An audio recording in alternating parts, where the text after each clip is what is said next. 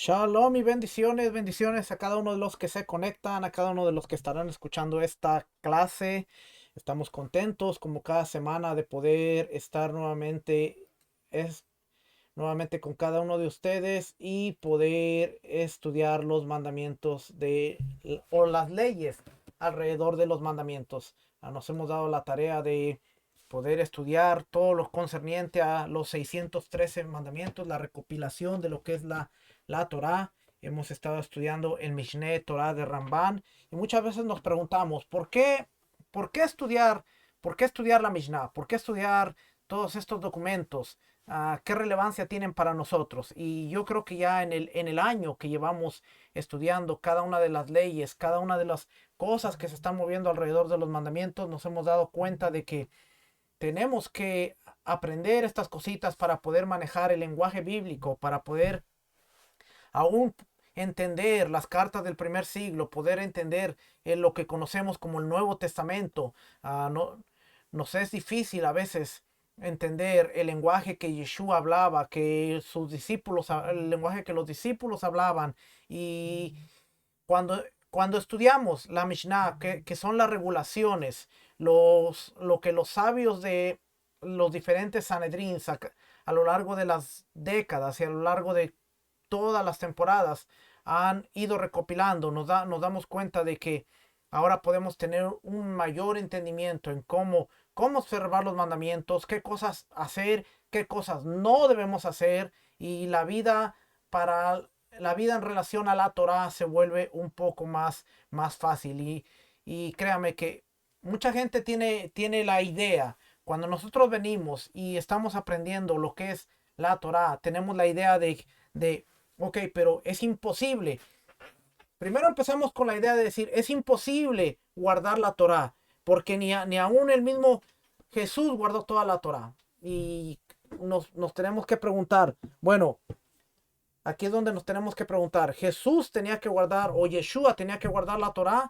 Y cuando empezamos a ver las leyes en sus diferentes categorías, los mandamientos en sus diferentes categorías, nos vamos a dar cuenta de que algunas leyes aplicaban solamente para la tierra de Israel, otros aplicaban solamente para las mujeres, otros aplicaban solamente para los sacerdotes, otros aplicaban solamente para los levitas, otros aplicaban solamente para los que tenían terreno, como por ejemplo las primicias, los que tenían animales. Entonces, cuando decimos no, Yeshua cumplió con todos los mandamientos. Bueno, entonces tenemos que preguntarnos, ¿Yeshua cumplió con los mandamientos que eran para la mujer? ¿Yeshua cumplió con los mandamientos que eran solamente para los sacerdotes? ¿Yeshua cumplió con los mandamientos que eran para los propietarios de tierra? Porque hasta la información que yo tengo, Yeshua no tenía una heredad. Él mismo le dice al fariseo, el Hijo del Hombre no tiene ni en dónde reposar la cabeza. Así es que él no tenía, por lo tanto él no tenía que cumplir con los mandamientos que concernían a la propiedad de la tierra. Entonces, ¿cuáles son los mandamientos que cumplió? Bueno, tenemos que hacer un estudio minucioso para ver qué es lo que cumplió Yeshua. Yeshua no era un sacerdote, no era un levita, por lo tanto había un montón de mandamientos que él no cumplió. Así es que nadie puede cumplir los 613 mandamientos. Un argumento muy válido, porque nadie, absolutamente nadie, puede cumplir con todos los 613 mandamientos, pero sí podemos cumplir con los que nos corresponde. Y hoy, en este tiempo en donde estamos en el exilio en la dispersión, y donde no hay el templo, en donde 279 mandamientos, oiga bien, 279 mandamientos de los 613 no se pueden cumplir. Y algunos otros que tienen conexión con el templo también no se pueden cumplir de la manera correcta. Así es que si le agregamos a esos 279 los que no se pueden cumplir en su totalidad, tendríamos una lista un poquito más grande de los mandamientos que hoy en día no se pueden cumplir. Así es que cuando venimos y decimos, bueno, ahora estamos aprendiendo la Torá, vamos a observar la Torá, pero ¿qué parte de la Torah tenemos que observar? ¿Qué parte nos corresponde? ¿Qué parte no nos corresponde? ¿Qué sí podemos hacer? ¿Qué no podemos hacer? ¿Qué podemos hacer hoy en día como una conmemoración? Porque no lo podemos hacer. Porque no hay templo, porque no estamos en la tierra, porque no hay sacerdote levita, arónico, por muchas cosas. Así es que la Mishnah que son, esa es la Mishnah, el Mishneh Torah, esa es otra Mishnah. Yo tengo tres juegos de Mishnah. Nos dan todas las pautas de cómo se debían cumplir los mandamientos, de qué manera, pero nosotros estamos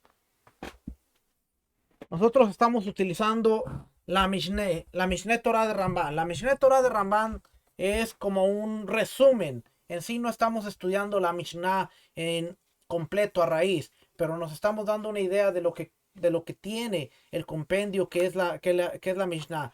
Normalmente cuando una persona, y esto es todo el pueblo de Israel, todo el pueblo, cuando ellos comienzan a estudiar la Mishnah, a ellos les tarda entre 3 y 5 años estudiar todo lo que son los 6 tratados de la Mishnah, todo lo que son todos los capítulos, y normalmente ellos leen un pedacito diario, un pedacito de la Mishnah diario, y así es como van en el proceso de 3 a 5 años. Y ellos hacen una gran fiesta cuando terminan un ciclo completo, así como en la Torá, que ellos estudian también la Mishnah todos los días.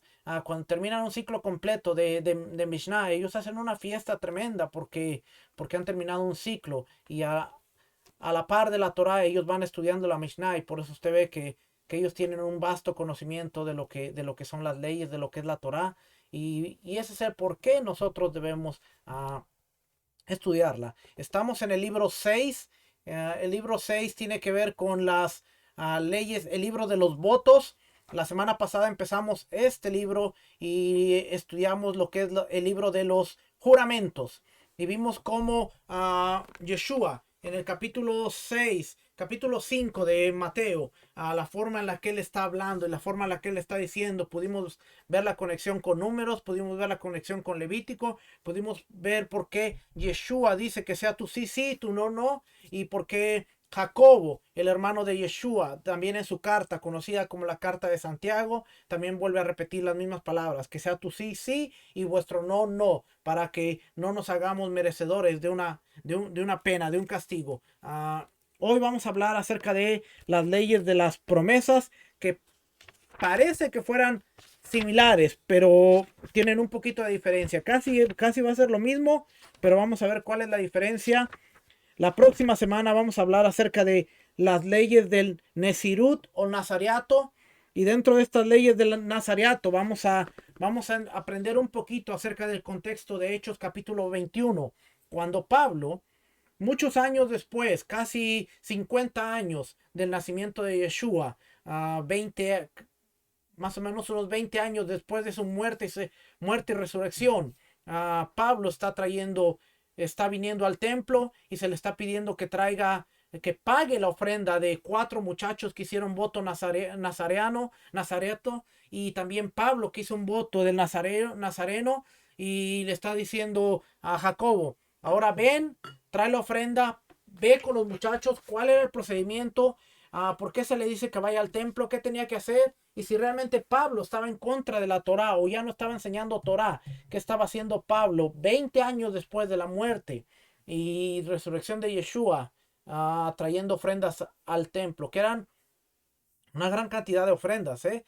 Si Pablo tenía que pagar por las de él y por las de los 4 muchachos, usted se va a sorprender cuando estudiemos cuánto tuvo que pagar Pablo, a dónde tenían que ir, cuál era el procedimiento, y todas estas cosas las aprendemos cuando estudiamos estas cositas. Así es que hoy vamos a estudiar acerca de las leyes de las promesas, y vamos a ver que leyes de las promesas tiene 3 mandamientos.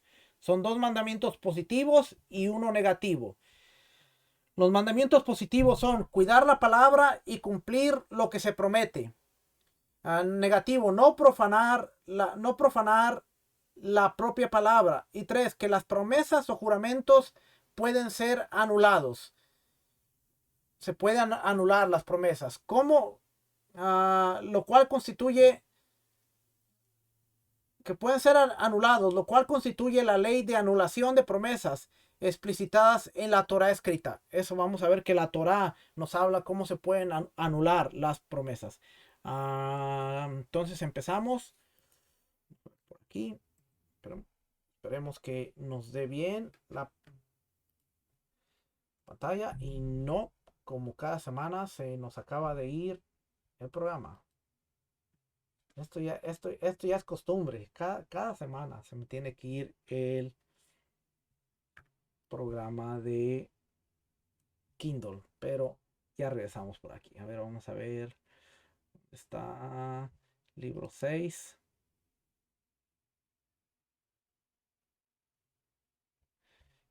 Y no me regresó a donde estaba. Mm,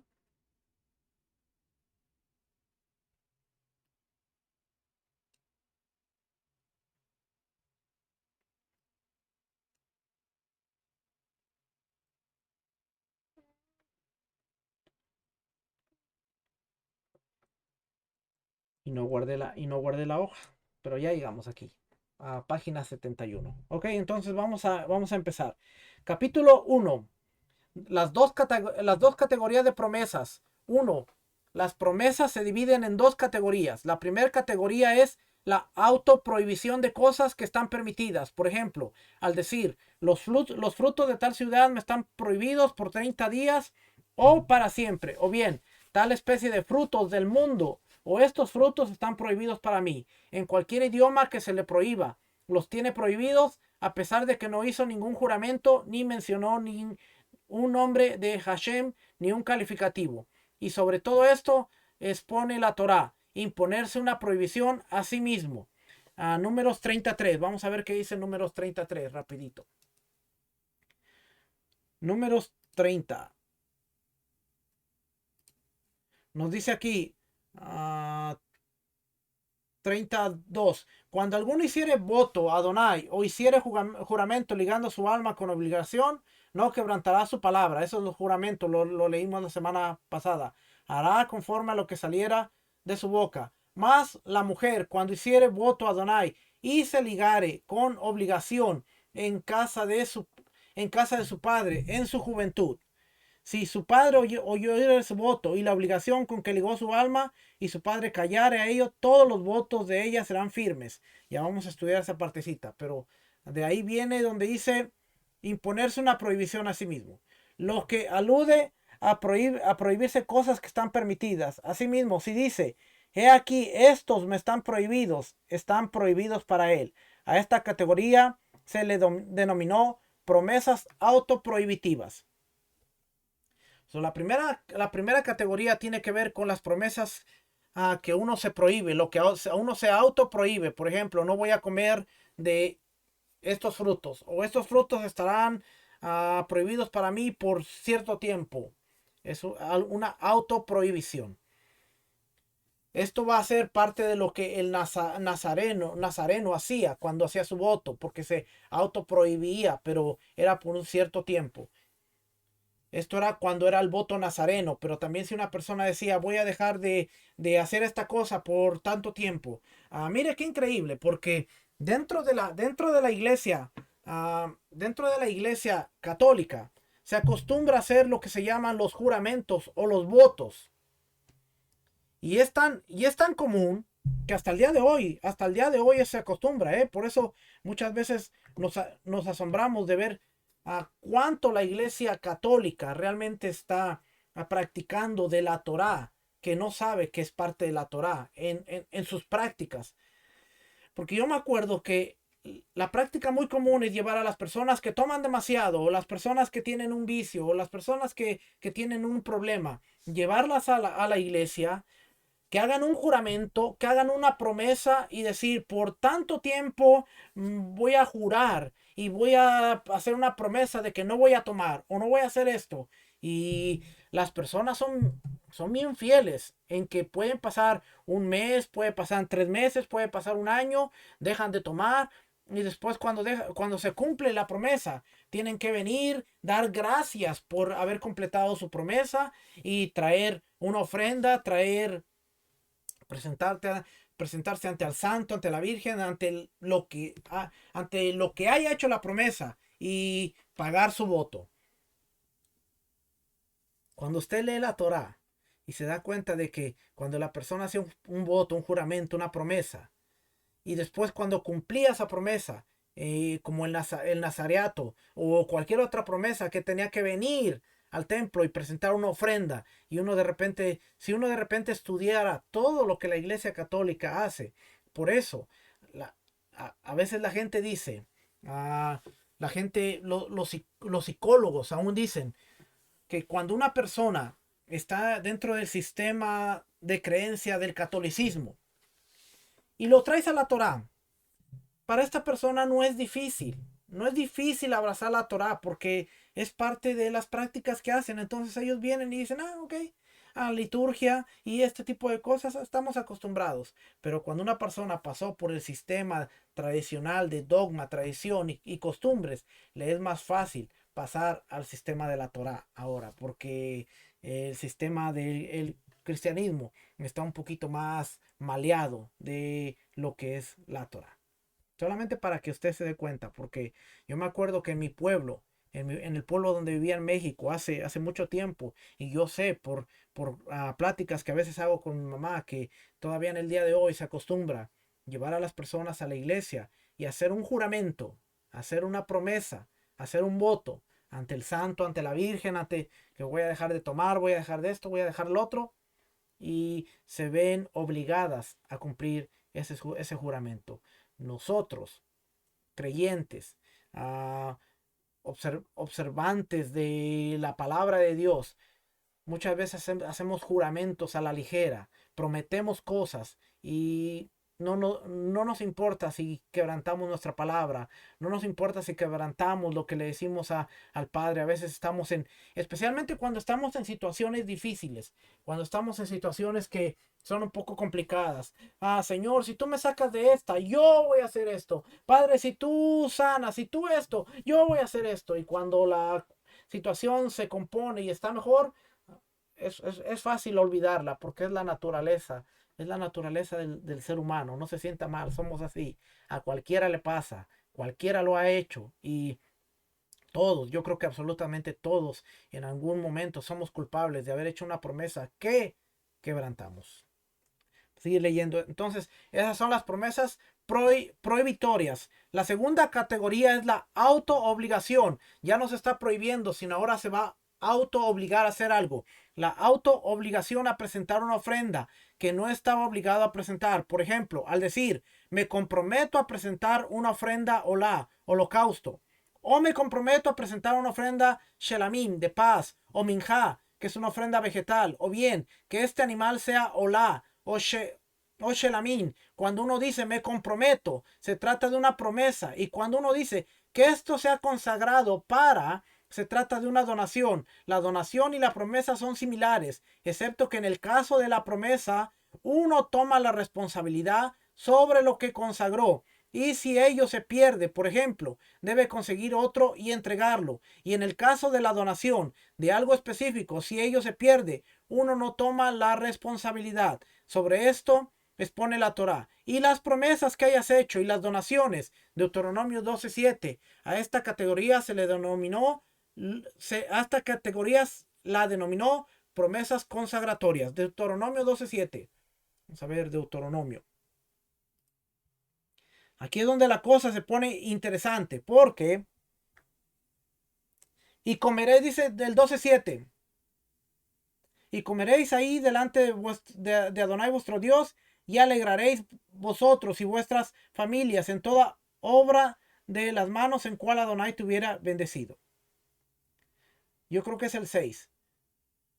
Y ahí llevaréis vuestros holocaustos, vuestros sacrificios, vuestros diezmos y la ofrenda elevada de vuestras manos, vuestros votos, vuestras ofrendas voluntarias y las primicias de vuestras vacas y de vuestras ovejas. ¿Ve? Aquí dicen las ofrendas voluntarias, ofrenda de libre albedrío, ofrenda voluntaria hecha a Dios de Israel, ya sea por sacrificios, productos u otros objetos. Fíjense, lo que estamos leyendo es sumamente interesante porque hay un pasaje, lo vamos a explicar más adelantito, pero para que usted vaya calentando motores. Hay un pasaje a Marcos capítulo 7 en donde Yeshua está teniendo una discusión con los fariseos. acerca de la pureza de manos, que los discípulos no se lavan las manos. El versículo bien famoso donde dice, y Yeshua declaró todos los alimentos limpios. Y de ahí se agarra el sistema tradicional para decir, ya puedes comer de todo. Pero después dice, vosotros han invalidado los, los mandamientos por vuestras tradiciones. Y se empieza a meter en el área en donde dice, ustedes han invalidado porque si alguien dice a su padre, no te puedo ayudar porque esto que tengo es corbán y no te puedo ayudar. Vamos a leerlo para que lo vea bien. Porque ahí el lenguaje ahora entonces cambia. Porque entendiendo lo que son las promesas, nos vamos a dar cuenta.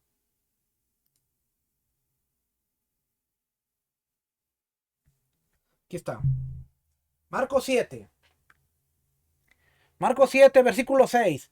Respondiendo él les dijo, hipócritas, bien profetizó de vosotros Isaías, como está escrito, este pueblo de labios me honra, mas su corazón está lejos de mí, pues en vano me honran, enseñando como doctrinas mandamientos de hombres, porque dejando el mandamiento de Dios, os aferráis a la tradición de los hombres, los lavamientos de los jarros y de los vasos de beber, y hacéis muchas cosas semejantes.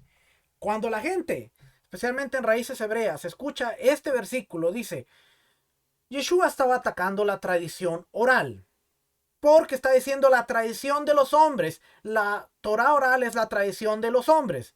Lo que no nos estamos dando cuenta es que había ciertas cosas que ellos habían sacado del templo y las habían implementado como una tradición. No es la Torah oral, sino ciertas cosas que ellos habían implementado. Por ejemplo, el lavado ritual, el lavado de los jarros, el lavado de los vasos y muchas otras cosas semejantes. Está diciendo aquí, os aferráis a la tradición de los hombres. ¿Cuál es?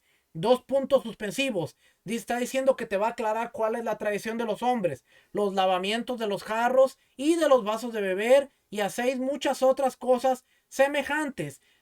Les decía también, invalidáis el mandamiento de Dios para guardar vuestra tradición, porque Moisés dijo, honra a tu padre y a tu madre, y el que maldiga a padre o a madre muere irreversiblemente. Pero vosotros decís, basta que diga un hombre al padre o a la madre, es corbán, que quiere decir mi ofrenda, todo aquello con que pudiera ayudarte, y no le dejáis hacer más por su padre o su madre, invalidando la palabra de Dios con vuestra tradición que habéis transmitido, y muchas otras y muchas cosas hacéis semejantes a estas.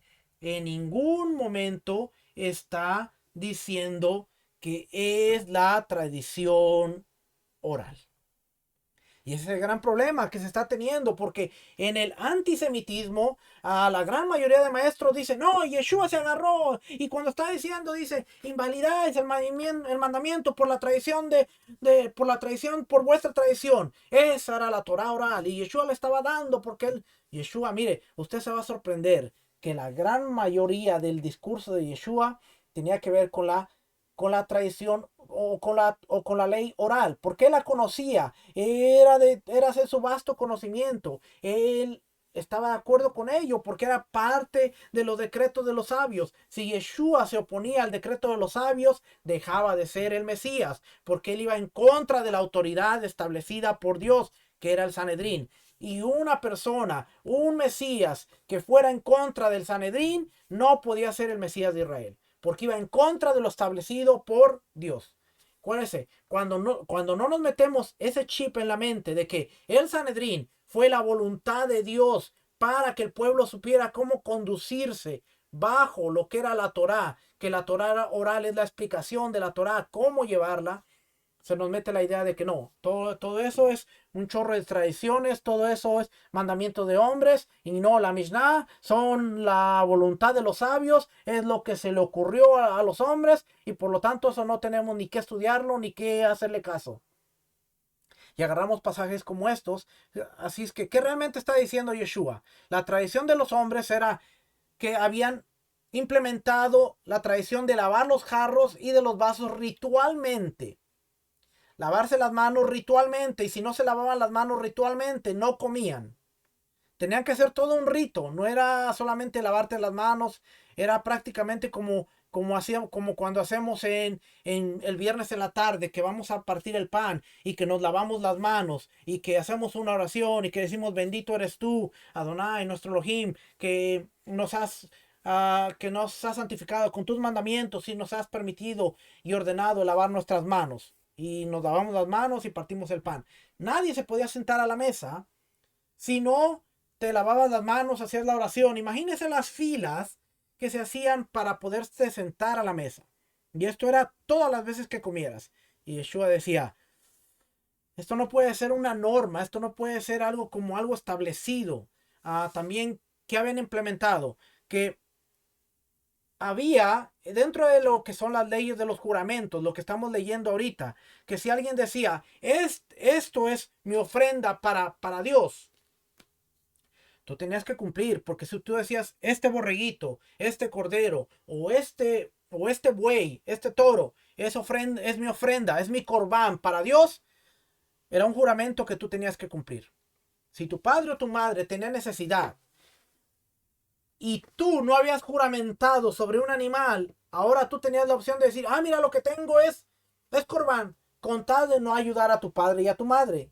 Eso lo habían permitido. O sea, que habían tomado el caso de los juramentos como una negativa para ayudar a padre y madre. Viene mi padre, mira, me va a pedir algo. Discúlpame, papá, porque el borreguito es lo único que tengo y es ofrenda para Dios. Así es que no te puedo ayudar.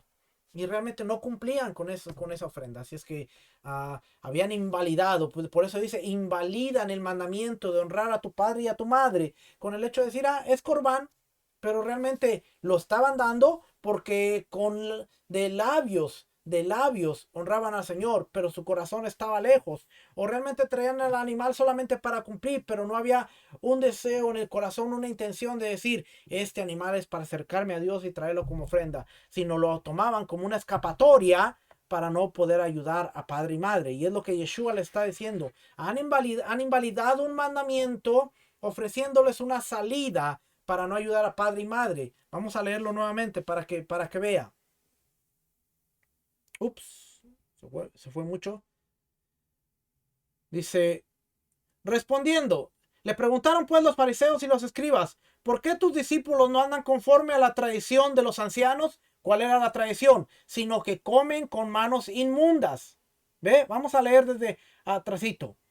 Se juntaron a Yeshua los fariseos y algunos de los escribas que habían venido a Jerusalén, los cuales viendo a algunos de los discípulos de Yeshua comer pan con manos inmundas, esto es, no lavadas, los condenaban. No es que no se lavaban las manos, sino no se las lavaban conforme a su rito. Dice, porque los fariseos y todos los judíos, aferrándose a la tradición de los ancianos, sin muchas veces no se lavan las manos, no comen. Y volviendo de la plaza, si no se lavan, no comen. Y otras muchas cosas hay que tomaron para guardar, como la de lavamiento de los vasos de beber y de los jarros y de los utensilios de metal y de los lechos, las camas.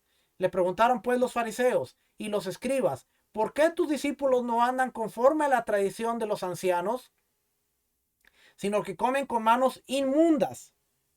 No es que no se las lavaban, sino que ritualmente, dice aquí, inmundas, aniptois, y dice aquí, no ritualmente limpiado con agua, ¿ve? Ritualmente, tenía que ver con el lavado ritual. Vamos a ver aquí, inmundas. Sucio, inmundo, pero dentro de léxico,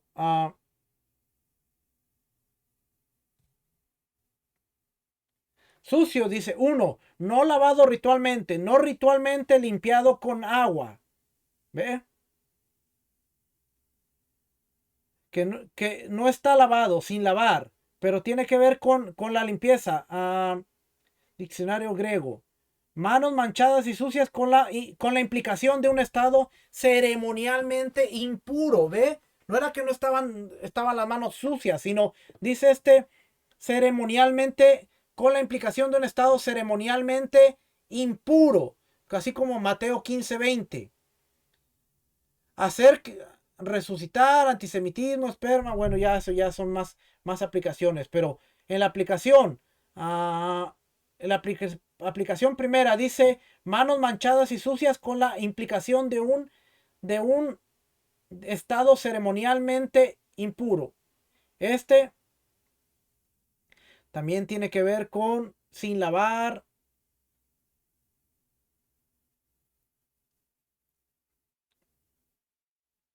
Está conectado con la ceremonialmente inmundas. La traducción en las Septuagintas. A ver, no me va a dar la traducción en la Septuaginta. Pero aquí en los sentidos, aquí vemos que lo aplica como sentidos no lavado ritualmente. ¿Ve? No lavado ritualmente. ¿Ok? No lavado ritualmente con agua. Es un adjetivo. La aplicación de la palabra tiene que ver con suciedad ritual, que no está lavado ritualmente. Entonces, si regresamos, dice, con manos no lavadas ritualmente. Respondiendo él, le dijo, hipócritas, bien profetizó de vosotros Isaías, como está escrito, este pueblo de labios me honra, mas su corazón está lejos de mí. Pues en vano me honran enseñando como doctrinas. Doctrinas tiene que ver con enseñanza. No es ni siquiera dogma, es enseñanza. El contenido de lo que se enseña. Mandamientos de hombres. Porque dejando el mandamiento de Dios os aferráis a la tradición de los hombres, los lavamientos de los jarros y de los vasos de beber, y hacéis otras muchas cosas semejantes. Y les decía también, bien invalidáis el mandamiento de Dios para guardar vuestra tradición. Porque Moisés dijo, honra a tu padre y a tu madre, y el que maldiga al padre o a la madre muera irreversiblemente. Pero vosotros decís, basta que diga un hombre al padre o a la madre, es corbán, que quiere decir mi ofrenda a Dios, todo aquello con que pudiera ayudarte, y no lo dejáis hacer más por su padre o por su madre, invalidando la palabra de Dios con vuestra tradición que habéis transmitido, y muchas cosas hacéis semejantes a estas. Y llamándolos así a toda la multitud les dijo, oídme todos y entended, nada hay fuera del hombre que entre en él que le pueda contaminar, pero lo que sale de él, eso es lo que contamina al hombre. Si alguno tiene oídos para oír, oiga. Cuando se alejó de la multitud y entró en casa, le preguntaron sus discípulos sobre la parábola.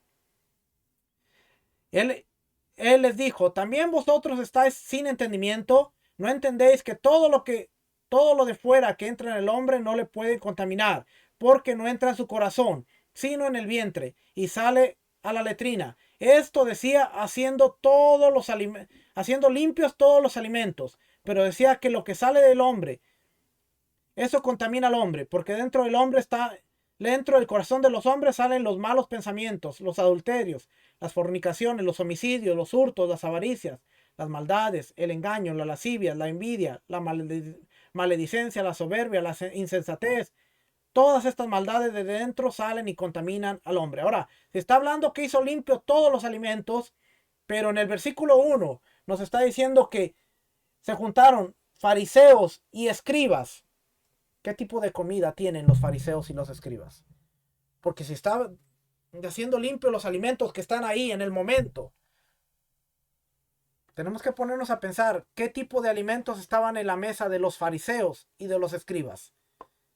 Supone que si es un fariseo y si es un escriba, que son los que celosamente estaban guardando la Torá en los tiempos de Yeshua, pues no iba a haber ninguna alimento del mar, ni tampoco iba a haber ningún alimento que estuviera prohibido por Levíticos 11. Si es que es de pensarse qué alimentos estaban en la mesa y a qué se estaba refiriendo Yeshua en el momento en que dijo declarando limpios todos los alimentos, porque tenemos que ver que a veces tomamos algo, no lo examinamos a fondo y decimos, ¿ves? Ya, la oración hace limpio todos los alimentos porque Yeshua ya declaró todo limpio. No, lo único que ellos consideraban alimento era lo que se declaró alimento, que podía ser pan, podía ser lo que estaba ahí en la mesa cuando los fariseos y los escribas estaban comiendo.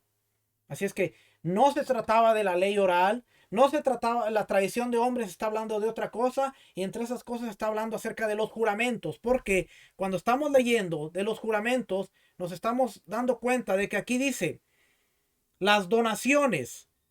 Deuteronomio 12.7. Vamos a leer Deuteronomio 12.7. Ve cómo podemos conectar muchas cositas. 12:6, que ya lo leímos. 4. No haréis así a vuestro Dios, Adonai vuestro Dios, sino que el lugar que Adonai vuestro Dios escogiere de entre todas vuestras tribus para poner ahí su nombre, para su habitación, ese buscaréis y allá iréis. Y ahí llevaréis vuestros holocaustos, vuestros sacrificios, vuestros diezmos y la ofrenda elevada de vuestras manos, vuestros votos, vuestras ofrendas voluntarias y las primicias de vuestras vacas y de vuestras ovejas. ¿Ok? Ahí a Jerusalén. Aquí dice, y vuestras ofrendas voluntarias. ¿Ok? Aquí está. Vuestros votos y vuestras ofrendas voluntarias. Vamos a regresar. Entonces, ahora sí a... Aquí. Esas son promesas consagratorias. Es un precepto positivo de la Torá que uno cumpla su juramento o promesa, ya sea promesa prohibitoria o como promesa consagratoria, como expone. Cuida lo que salga de tus labios y cumple lo que hayas prometido. Eso lo encontramos en Deuteronomio 23:24 y también en Números 33. Y todo lo que uno haya dicho debe cumplir. Encontramos 2 versículos que nos dicen que debemos cumplir todo. La medida o cantidad prohibida por la promesa. El que se prohíbe a sí mismo por algún tipo de alimento. Por ejemplo, si dice, los higos están prohibidos para mí, o los higos de tal región están prohibidos para mí, o estos higos están prohibidos para mí, o frases similares, y luego consume, aunque sea una cantidad ínfima de ello, es penado por la pena, con la pena de azotes por la ley de la Torá, como expone. No debe profanar su palabra, debe cumplir todo lo que prometió. Números 33. Porque las promesas no tienen ninguna medida mínima, ya que todo el que hace una promesa para abstenerse de algo se considera como si dijera explícitamente la cantidad que sea, incluso ínfima, que es la cantidad más pequeña que hay. El efecto de la promesa en cosas prohibidas. El que dice, estos frutos son considerados para mí como una ofrenda que se ofrendaba en el altar, es decir, que se autoprohíbe beneficiarse de esos frutos y son como una ofrenda. O si le dice a otra persona, todo lo que comeré contigo es para mí prohibido como si fuera una ofrenda o como una ofrenda. O he aquí que son para mí como una ofrenda. La ley es que están prohibidos para él. Porque es algo posible que una persona prometa presentar una ofrenda y que tome un animal mundano, no consagrado, y lo convierta en ofrenda y quede prohibido. Esta es la regla. Todo el que se autoimpone una prohibición mediante su palabra, implicando que son cosas permitidas, sean consideradas prohibidas para él, si la prohibición de ello puede causarse mediante una promesa, como consagrar un animal, como ofrenda, entonces la misma tiene efecto y esas cosas le están prohibidas. Si uno puede hacerse si no puede hacerse mediante una promesa, como convertir algo en carne de cerdo, le están permitidas.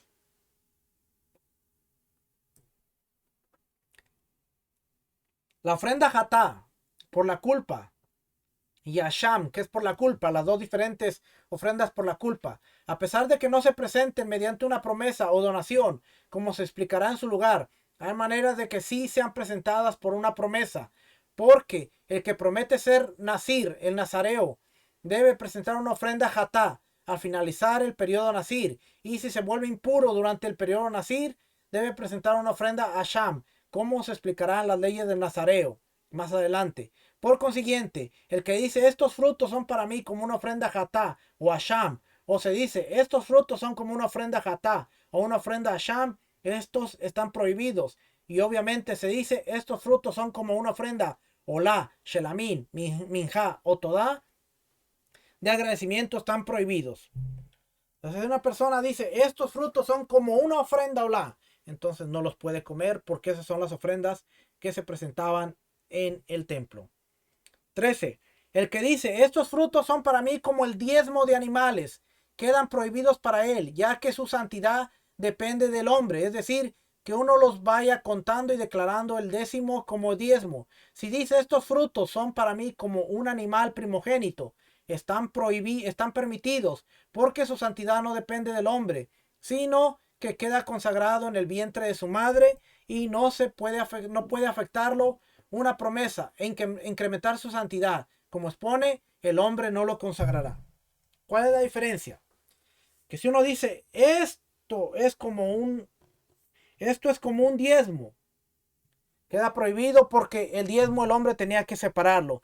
Si una persona dice, esto es como una ofrenda de primogénito, uno nunca sabe cuándo puede ser el primogénito, porque solamente Dios puede permitir que el animal abra la matriz. Así es que no puede consagrar al primogénito y no puede hacer una promesa de ese tipo. 14. Si alguien dice, estos frutos son para mí como lo consagrado al cielo, están prohibidos de usar para usos mundanos sin redimirlos, porque lo que se consagra al cielo es para el mantenimiento del gran templo. Si dice, estos frutos son para mí como lo recaudado del medio shekel en la sala del gran templo, como temidim, sacrificios diarios, como los animales consagrados para la ofrenda que están en el redil, como las maderas del altar, como los fuegos del altar, como el altar o como los utensilios del altar, por ejemplo, la pala redondeada para sacar cenizas del altar, recipientes en los que se recibe la sangre de las ofrendas, tenedores o similares. Asimismo, el que dice son para mí como el ejal, que es el santuario, o como las ofrendas que se presentan en Jerusalén, estos están prohibidos a pesar de que no mencionó el término ofrenda, pues todas estas frases tienen la siguiente implicancia. Son considerados para mí como una ofrenda y por ende prohibidos de derivar beneficios. No, no se podía jurar, no se podía prometer por el altar, por nada que se presentara en el altar. Y mire, le va a sorprender que en Mateo, vamos a ver Mateo. Mateo 23. Déjenme cambiar por aquí. Y ahora sí vamos a ver. Mateo 23. Fíjense, ¿por qué Yeshua está usando este lenguaje? Mateo 23, versículo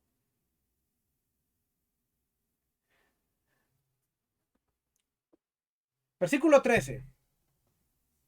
Mas hay de vosotros, escribas y fariseos, hipócritas, porque cerráis el reino de los cielos delante de los hombres, pues ni entráis vosotros, ni dejáis entrar a los que están entrando.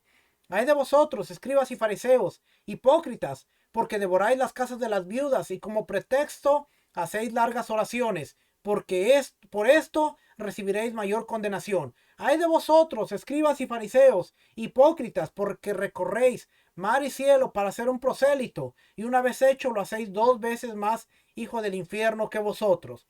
Ay de vosotros, guías y ciegos, que decís, si alguno jura por el templo, no es nada, pero si alguno jura por el oro del templo, es deudor.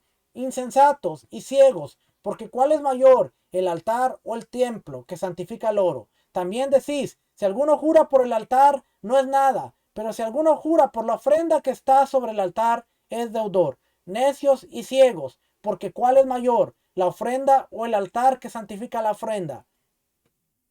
Pues el que jura por el altar, jura por él y por todo lo que está sobre él. ¿Ve? Yeshua está diciendo, si juras por el altar, es como si juraras por el altar y cualquier utensilio que se usa dentro del altar. Y el que jura por el templo, jura por él y por el que lo habita. Y el que jura por el cielo, jura por el trono de Dios y por aquel que está sentado en él.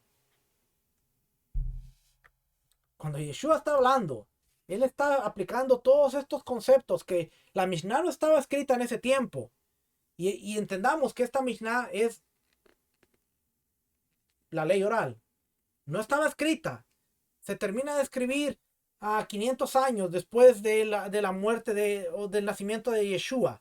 Pero los conceptos ya se aplicaban, venían de generación en generación. Así es que lo que estamos leyendo aquí, aunque no estaba escrito, era de conocimiento de los maestros, conocimiento de aquellos líderes que venían de generación en generación. Así es que cuando Yeshua está diciendo, no jures por el templo y está reprendiendo a los fariseos, es porque él entendía los conceptos que estamos leyendo en la Mishneh, en la Mishneh Torah.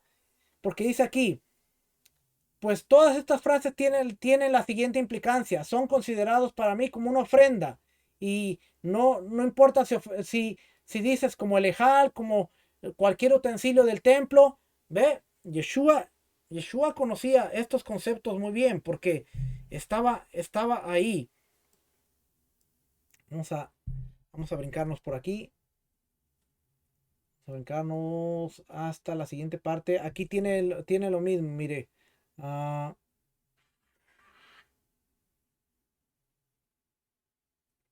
la diferencia entre la parte de aquí de abajo, la diferencia entre los perversos y los rectos es que los rectos lo hacen de modo equilibrado. Está hablando de la ofrenda Nazir, que vamos a hablar esa la próxima semana.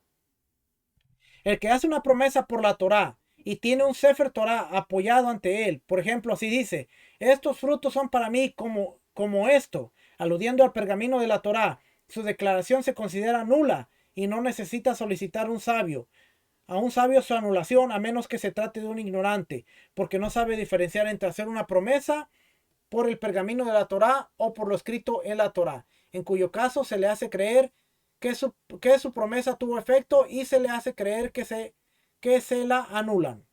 ¿Okay? No se puede jurar con la Torá bajo el brazo. Capítulo 2.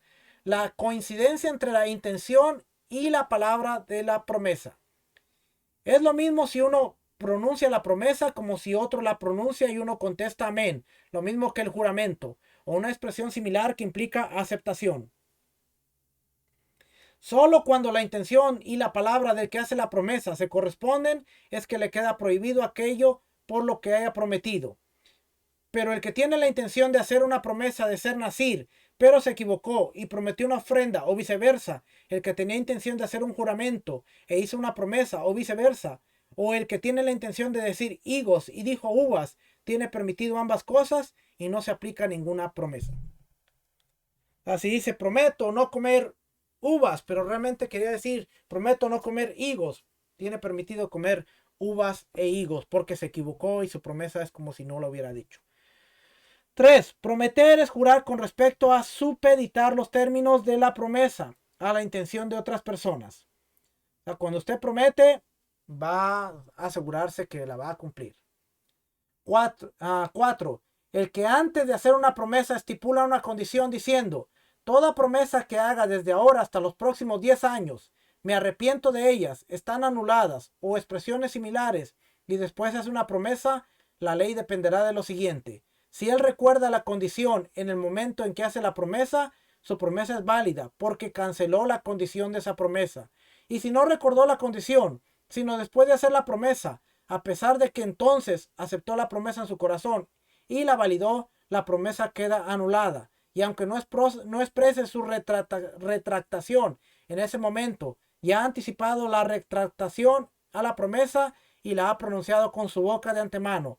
Y hay quien instruye rigurosamente y dice que esto es válido siempre y cuando él recuerde la condición después de hacer la promesa dentro del lapso de Kedé Dibur, que es una oración que se hacía. Algunos Geonim, algunos sabios, dicen que todas estas normas sobre la precondición se aplican solo en las promesas y no en los juramentos. Y hay quienes instruyen que la ley de las promesas y de los juramentos es la misma en estos asuntos, por lo que se puede anticipar una condición de preanulación al juramento tal como a la promesa. ¿Qué quiere decir eso?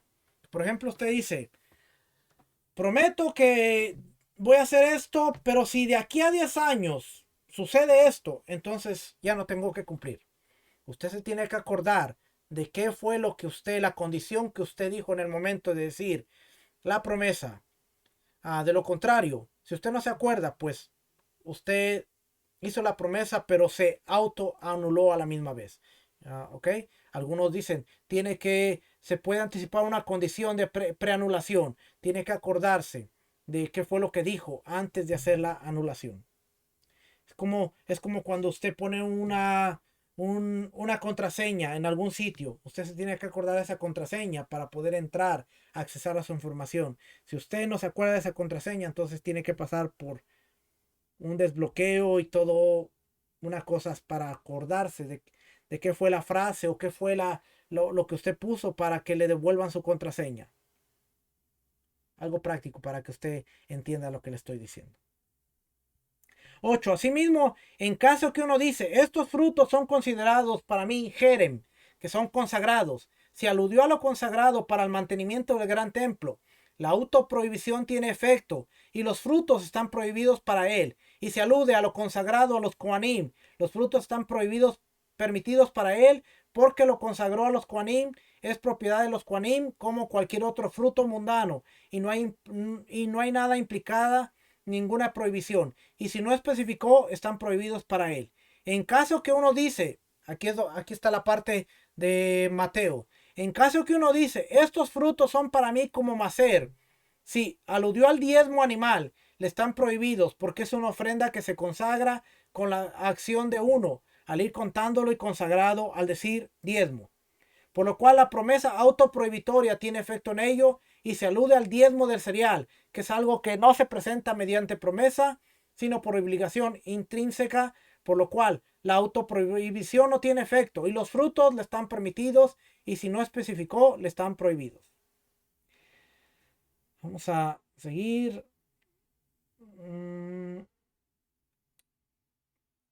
¿Qué es el Hefker? Hefker es, a pesar de que la declaración de Hefker, que es sin dueño, no es una promesa, es como una promesa en el sentido de que está prohibido de retractarse de ello. ¿Qué es la declaración de Hefker? Cuando una persona dice, estos bienes son Hefker, abandonados y liberados para cualquiera que los tome, ya sea bien muebles como bien inmuebles. ¿Cuál es la ley de lo declarado como Hefker? Todo el que se anticipa y toma posesión lo adquiere y ellos se convierten en suyo. E incluso el dueño que lo declaró como Hefker es considerado como cualquier persona. Y si se anticipa y toma posesión de ello, lo adquiere. Usted deja algo por ahí, usted dice, esto es del primero que lo tome.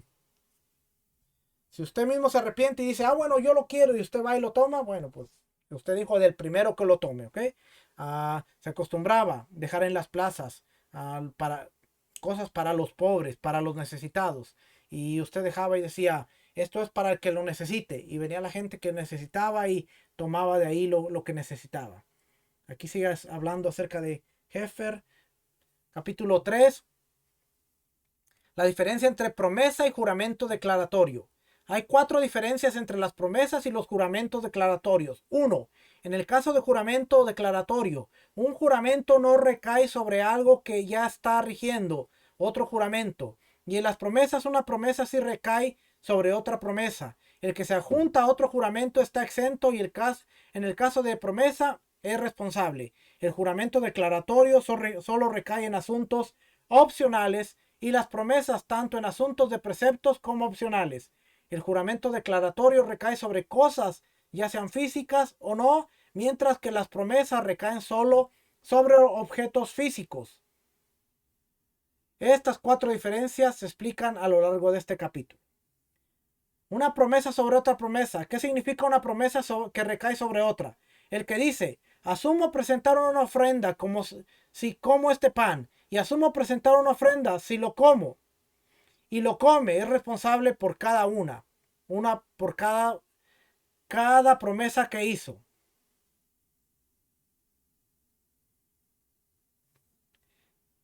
Si ve, hay 2 promesas. Asumo presentar una ofrenda si lo como, y luego lo come y primero dice, el que dice, asumo presentar una ofrenda si como este pan, y asumo presentar una ofrenda si lo como. Está siendo responsable por 2 promesas.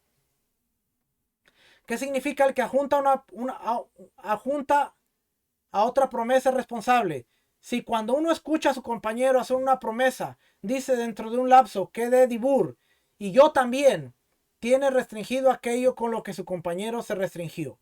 Si un tercero escuchó al segundo y también lo dice, aunque sean 100 personas y cada uno diga y yo, dentro de que de dibur, una oración que se hacía, quedan todos restringidos y deben cumplir esa promesa. Así mismo el que dice esta carne me está vedada y vuelve y dice antes, aunque sea después de varios días, y este pan es como esa carne, el pan queda afectado y queda prohibido Si vuelve y dice, y esta miel es como ese pan, y este vino es como esta miel, aunque sean 100 cosas, le quedan todas prohibidas. Va juntando las promesas y se van juntando. Si una persona dice, me queda prohibido esto, y viene otro y dice, ay, a mí también. Bueno, ya está obligado también esa promesa. Si una persona dice, este pan está prohibido como esta carne, y esta miel como este pan, y usted va juntando todo, y al final usted tiene un montón de cosas que por promesa quedó invalidado. Esa es la promesa adjunta. ¿Ok? Esa es la promesa adjunta. Promesas sobre preceptos. ¿Qué significan las promesas? Que se aplican a preceptos, así como asuntos opcionales. El que hace una promesa autoprohibitiva y declara que la matzah está prohibida para él en las noches de Pesaj, que estar en la azúcar en su code está prohibido para él, o que tiene prohibido tomar los tefilín. Las leyes es que estas cosas están prohibidas para él, y si hace algo de ello, es penado con azotes. Y lo mismo se aplica en casos similares. Y es necesario aclarar a quien dice, asumo presentar una ofrenda, si como matzah en la noche de Pesaj, debe comer debe comer matzah en Pesaj y luego presentar una ofrenda por transgredir su promesa. Y lo mismo se aplica en casos similares. ¿Cuáles son los juramentos? No se pueden jurar, no se puede jurar sobre cosas que tienen que ver con los mandamientos. Las promesas sí las puede hacer. Se puede ir la promesa sobre los mandamientos. Te puede decir, no quiero dormir en la azúcar y hacer esa promesa, pero después tiene que traer una ofrenda, ¿okay? En el tiempo en el que se dormía en la azúcar. Resulta que quien jura omitir un precepto se restringe a sí mismo y ya estaba juramentado desde el monte Sinaí, donde todos los israelitas juraron cumplir con la Torá. Y la ley es que un juramento no recae sobre algo que ya está rigiendo otro juramento. En cambio, el que se prohíbe un juramento mediante una promesa que recae solo sobre objetos y no sobre acciones, ese objeto es lo que se prohíbe, lo cual no estaba juramentado desde el monte Sinaí. ¿Ve? El monte Sinaí está juramentado, cumplir con todo lo que el Señor dice, pero la promesa va sobre el juramento. La única diferencia. Cuando observes y profundices en el texto de la Torá, encontrarás que sus palabras concuerdan con lo que los sabios han recibido por transmisión oral y que están expuestos en estas leyes. Porque sobre el juramento declaratorio expone para perjudicar o beneficiar, Levítico 5:7, lo que alude a cosas opcionales, como hemos explicado en las leyes de juramento, como comer y beber tal día o ayunar o cosas similares. Y con respecto a las promesas, expone todo lo que sale de tu boca debes hacer y no diferencia entre preceptos y cosas opcionales. La promesa es muy diferente porque todo lo que se promete se tiene que hacer. Así si uno dice, prometo que voy a ayunar en Shabbat, aunque Shabbat es regocijo, usted tiene que ayunar en Shabbat, pero después, cuando leemos las leyes de Shabbat, usted se va a dar cuenta de que ayuna en Shabbat, pero tiene que traer una ofrenda, o cuando estaba el templo se tenía que traer una ofrenda por transgredir el mandamiento de regocijarse en Shabbat. Así es que hay un montón de cosas conectadas, no solamente es, ya entiendo esto, pero después vemos que está conectado con lo que rige Shabbat o con lo que rige otra cosa y ahí es donde tenemos que ver cómo se está conectando un mandamiento con otro. Porque no solo es de que, ya, ok, ya entendí eso, pero ¿qué más? El que hace una promesa y se arrepiente de la misma debe solicitarle a un sabio que se la anule. La ley de anulación de promesas es como la anulación de juramentos, es decir, solo puede hacerlo un sabio, experto o tres personas simples en caso de que no haya sabio, y se usa la misma expresión que para los juramentos. Asimismo, las otras normas que expusimos con respecto a los juramentos se aplican también a las promesas. Así como el padre o el esposo pueden anular las promesas prohibitorias de su hija o de su esposa respectivamente, también pueden anular las promesas consagratorias que se asemejan a las promesas prohibitorias en el hecho de que no tienen efecto en caso de error. ¿Dónde está eso? En números. Números, vamos a ver si está por aquí.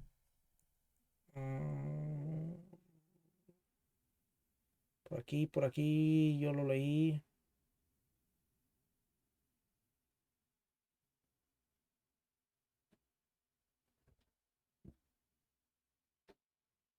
Las promesas dependiendo de la circunstancia.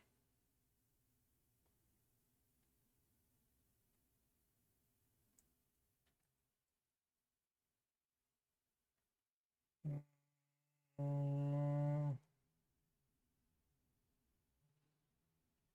10. Promesa por tiempo determinado. El que promete o jura, no probaré nada hoy, solo tiene prohibido hasta el anochecer. Pero el que promete o jura, no probaré nada por un día, lo tiene prohibido por 24 horas desde el momento de su voto. Por ello, el que promete, no probaré nada hoy, a pesar de que lo tiene permitido al anochecer, no debe comer al anochecer hasta que le solicite un sabio la anulación de su voto. Esto es un decreto porque quizás en otra oportunidad diga que no probará nada por un día y coma al anochecer, ya que no todos saben la diferencia entre una expresión y otra. ¿Okay? Hay una diferencia. Y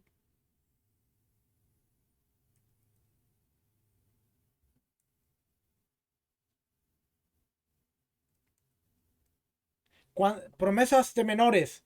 Cuando un niño de 12 años y una niña y un día y una niña de 11 años y un día hacen un juramento o una promesa, ya sea una promesa prohibitoria como una promesa consagratoria, que se los debe investigar a interrogar si saben en aras de quién han prometido, que es en Hashem, en aras de quién han consagrado y jurado su promesa y consagraciones son válidas. Y si no lo saben sus promesas, si no lo saben, sus promesas y palabras no tienen trascendencia. Este examen es necesario durante todo el año, es decir, el 12º año de una niña y el 13º año de un niño.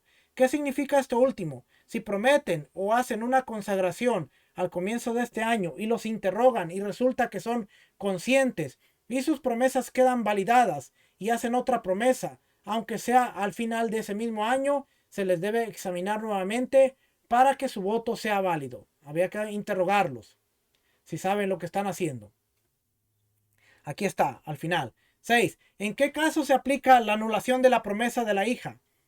¿En qué caso se aplica esto? Que las promesas de una niña de 12 años y un día son válidas. Cuando ella no está bajo la potestad de su padre ni de su esposo. Pero si está bajo la potestad de su padre, e incluso si creció y es una nará joven que tiene vellos públicos entre los 12 años y 12 años y medio de edad, su padre puede anular todas sus promesas y juramentos cuando él se entere de las mismas, como expone todas sus promesas y prohibiciones porque su padre le anuló. A Números 36. ¿Hasta cuándo su padre puede anularle las promesas? Hasta que ella sea adulta, a los 12 años y medio de edad en adelante. Cuando ella se vuelva adulta, su padre ya no puede anulárselas y todas sus promesas y juramentos son como los votos de una mujer viuda o divorciada, sobre los que está dicho todo lo que ella todo lo que ella ha autoprohibido, etcétera. Tiene que cumplirlo y no hay quien pueda anulárselo. Anulación de las promesas de la esposa. ¿Y desde cuándo el esposo puede anular las promesas y juramentos de su esposa? Desde que ingrese a la jupa y entonces los puede anular para siempre hasta que se divorcien y ella reciba el get, el acta de divorcio en su mano. Si está divorciada dudosamente, él no puede anularlos. Si él le dio a ella el get con una condición o para que el get tenga efecto después de un tiempo, por ejemplo, diciéndole este es tu get para que tenga efecto y quedemos divorciados en un mes, él no puede anular los votos de ella en los días intermedios. Asimismo, la mujer que escucha que su esposo falleció y se casa con otro hombre, mientras en realidad su esposo estaba vivo, o un caso similar, ni el primer esposo ni el último pueden anular sus promesas si la unión de un matrimonio es prohibida por un precepto negativo. A priori no deben anular los votos de la esposa para incentivar el divorcio, ya que tienen prohibido estar casados. No se divorciaron correctamente. Si el esposo anula la promesa de su mujer, están anuladas. Obviamente lo mismo se aplica si la prohibición de la unión de matrimonio se deriva de un precepto positivo. En el caso de una nará, una joven comprometida en matrimonio, solo el padre junto con el prometido pueden anular su promesa y si uno solo de ellos le anula una promesa, no queda anulada. Si solo el prometido le anula una promesa y ella transgrede antes que el padre la anule, no se le aplica la pena de azotes, porque la anulación del prometido mengua la severidad de la promesa, y si bien la misma no queda anulada, la mujer no es penada. Fíjense qué interesante, porque aunque la mujer estaba comprometida, tenían que anularla los dos, el, el prometido y el papá. Si muere el prometido, ella vuelve bajo la potestad de su padre, y todo lo que ella promete, su padre puede anularlo, tal como antes de que se haya comprometido. Si después que ella se compromete, su padre muere y entonces hace una promesa, su prometido no puede anularla, porque el hombre no puede anular las promesas de su mujer hasta que ingrese a la jupa. Si una nará comprometida hace una promesa y su padre escucha acerca de la misma y su prometido no, y en ese mismo día ella se divorcia y se compromete con otro hombre, aunque sea con 100 hombres consecutivamente, la ley es que su padre, junto a su último prometido, pueden anular las promesas que ella hizo mientras estaba comprometida con el primero, porque ella no estuvo bajo su propia potestad ni un momento, ya que todavía está bajo la autoridad de su padre, ya que es una nará, una joven que no ha llegado a la edad adulta. Esa es la anulación de promesas, y esa la encontramos en Números. Números 30. El padre puede anular todas las promesas y juramentos de su hija, y el día en que se entera de ellos, como dice Números 36, todas sus promesas y prohibiciones. Pero el esposo solo puede anular todas las promesas y juramentos que le implican sufrimiento a ella o que atañen a su relación entre ellos. Por ejemplo, si jura o promete no maquillarse los ojos o no embellecerse, como expone entre un hombre y su esposa. Todo lo que está entre el matrimonio es lo que el hombre puede anular. Lo que no afecta al matrimonio, pues no. Vamos a ver aquí, por ejemplo, aquí mire. ¿Cuál es la diferencia entre las promesas o juramentos que implican sufrimiento y las que atañen a la relación entre ellos? En lo que respecta a su anulación por parte del esposo, que las promesas que implican sufrimiento puede anularlas para sí mismo y para otros, y las que tienen que ver con su relación solo pueden anularla lo que concierne a sí mismo y no lo que concierne a otros. ¿Qué significa ello? Si ella promete no comer carne, él puede anularle la promesa y ella tiene permitido comer carne con cualquier hombre que eventualmente se case para siempre. Si ella se autoprohíbe tener una relación íntima con cualquier hombre del mundo, él puede anular su parte y ella puede tener relaciones íntimas con él. Y cuando él muere o se divorcia, ella tendrá prohibido tener relaciones íntimas con cualquier hombre. Y lo mismo se aplica en casos similares. Porque claro, ella está diciendo tener relaciones con cualquier hombre del mundo, pero él prohíbe. Dice, pero eso no aplica para mí. Así es que mientras yo esté vivo, puedes tener relaciones conmigo. El día que yo muera, pues tu juramento o tu promesa de no tener relaciones con ningún hombre está vigente. Así es que si yo muero y te vuelves a casar, pues pobre del que se case contigo porque tienes una promesa de autoprohibición. Ya sea una promesa que implica un gran sufrimiento, como un leve sufrimiento, ya sea un sufrimiento impuesto por un largo periodo, como un sufrimiento momentáneo, el esposo puede anularlo todo. ¿Cómo es ello? Si ella promete o jura que tal día no se bañará, no beberá vino, no comerá miel, o también si ella promete que el tal día no se maquillará los ojos, no vestirá una prenda bordada, el esposo puede anular ese voto, y lo mismo se aplica con cosas similares. 6. Si ella promete abstenerse de dos panes, implicándole la abstención de uno sufrimiento y el otro no, por ejemplo, que no le gusta ese pan, su esposo puede anular la promesa que le implica sufrimiento y no la otra. Si ella promete no comer higos de esta ciudad, su esposo puede anular su promesa porque atañe a su relación mutua, porque es muy difícil para él ocuparse y traerle higos de otra ciudad. 8. Asimismo, si ella promete no beneficiarse de las personas, a pesar de que el esposo no está incluido, puede anularle la promesa porque atañe a su relación, para que no deba alimentarla solo de lo de él.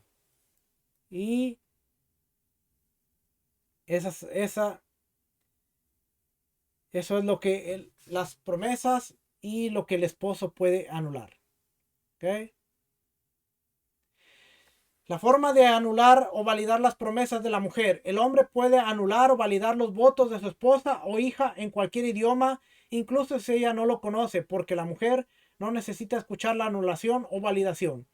¿Cómo los anula? Diciendo, queda anulado, queda cancelado o esta promesa queda sin efecto o cosas similares cuyo significado es el desarraigo de la promesa de raíz. ¿Cómo es ello? Si la mujer prometió, juró no comer o no beber y él le dijo a ella, tu voto queda anulado, en efecto lo anuló y ella tiene permitido comer y beber. Pero si él toma algo y se lo da diciendo, toma y come, toma y bebe, ella tiene permitido comer y beber y la promesa queda derogada automáticamente. Sigue más de la anulación. Estamos, estamos leyendo lo básico, ¿ok? Así es que terminamos aquí. 25. Los sabios dijeron, Talmud Nedarim, todo el que hace una promesa se considera como si ha construido un altar temporario en épocas en que está prohibido. Cuando los israelitas cruzaron el Jordán y arribaron a la tierra prometida, estaba autorizado a ofrendar sacrificios en altares temporarios antes que se construyera el gran templo. Una vez que fue construido el gran templo, se prohibieron los altares temporarios. Y si alguien transgrede esto y hace una promesa, tiene el precepto de solicitar a un sabio la anulación de su promesa para no tener un obstáculo ante él. ¿En qué casos implica esto? En las promesas prohibitorias, pero las promesas consagratorias es apropiado cumplirlas y no solicitar su anulación, sino ante una dificultad, como expone mis promesas a Hashem pagaré. Salmo 116, 14. Y ese es el fin de las leyes de las promesas con la ayuda de Hashem. Salmo 116, 14. Vamos a leer esa parte y terminamos ahí.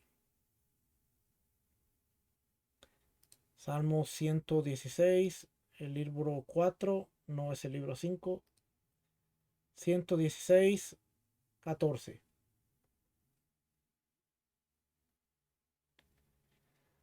Ahora pagaré mis votos, Adonai, delante de todo el pueblo. ¿Ves? Dice, pagaré mis votos, pagaré lo que prometo, Adonai. ¿Qué aprendimos el día de hoy con las leyes de las promesas? Que nuestro sí sí sea sí y que nuestro no sea no. A veces es fácil prometer. Hermano, aún en las cosas básicas, prometemos. Y se nos hace tan difícil cumplir. Y yo puedo decirle una de las promesas tan importantes que muchas veces se nos olvida.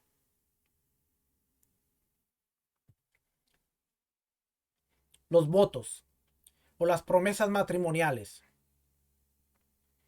¿Cuántos de nosotros nos paramos en un altar y le dijimos a nuestras esposas, prometo serte fiel, prometo honrarte, cuidarte, prometo estar contigo en la salud, en la enfermedad, en la riqueza, en la pobreza, tanto hombre como mujer, y se hizo esa promesa?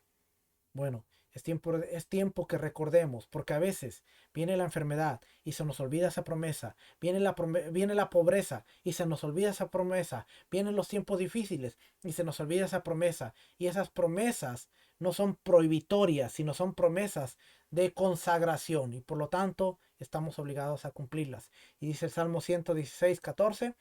Pagaré mis votos a Adonai. Y esos fueron uno de los votos. ¿Por qué es importante conocer esos votos? Porque aunque no conocíamos la Torá, cuando todos nosotros nos casamos frente a un altar, hicimos promesas. Y la promesa más importante que tenemos es la promesa de nuestros votos matrimoniales que cada uno de nosotros hicimos. Así es que antes de pensar en todas las cosas que le hemos prometido a Dios, tomemos este tiempo para reflexionar que la promesa más importante que hicimos fue de honrar, respetar, amar, cuidar a la persona que tenemos al lado, de la cual dijimos hasta que la muerte nos separe. Y tenemos que hacer lo que está a nuestro alcance para cumplir con esa promesa. Porque es importante todo este tema. Hoy le enseñé qué fácil es entender el lenguaje del Nuevo Testamento, del Brit Hadashah, de las palabras de Yeshua, cuando decimos estaba en contra de la Torah oral. No, no estaba en contra de la Torah oral, pero cuando no conocemos que la Mishnah estaba rigiendo los tiempos de Yeshua, aunque no estaba en papel, no estaba escrita, pero era la sabiduría de los sabios. Y Yeshua, como un buen sabio, él estaba diciendo, ustedes conocen la Torá, pero han impuesto tradiciones que van sobre los mandamientos y que van sobre la Torá aún. Y eso era lo que Yeshua estaba diciendo, aún en contra de los juramentos, porque ellos decían, papá, lo que tengo es corbán, discúlpame, no te puedo ayudar. Ahora, tenemos que preguntarnos cuánto realmente de esas promesas que eran corbán terminaban en el altar del Señor, o solo era una forma de decir, no me molestes, no tengo nada que darte. Y eso realmente es la intención de lo que Yeshua está diciendo. No que se enseñara que, mira, esto es para el templo y ya no puedes ayudar, sino que esta es la escapatoria. Dile a tus padres que es corbán, que es consagrado y ya con eso te quitas de encima. Tenemos que entender el lenguaje y el vocabulario de Yeshua y de sus discípulos. Familia, espero que sea de bendición. La próxima semana vamos a entrar un poquito profundo porque es el nazareo, el voto del nazareato y nos vamos a ir con Pablo, que va a ser nuestra historia principal para que nos demos cuenta cómo Pablo estaba guardando celosamente la Torá al pie de la letra. Familia, que el Eterno los bendiga, que el Eterno los guarde. Shalom, bendiciones.